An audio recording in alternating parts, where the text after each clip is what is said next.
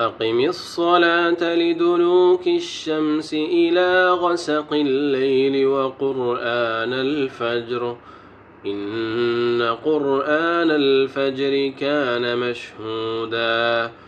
ومن الليل فتهجد به نافلة لك عسى أن يبعثك ربك مقاما محمودا وقل رب أدخلني مدخل صدق وأخرجني مخرج صدق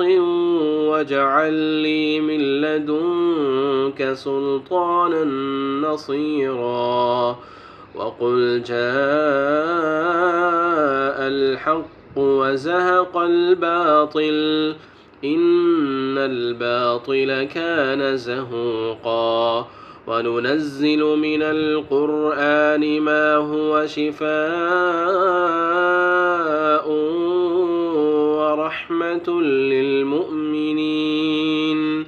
ولا يزيد الظالمين إلا خسارا وإذا أنعمنا على الإنسان أعرض ونأى بجانبه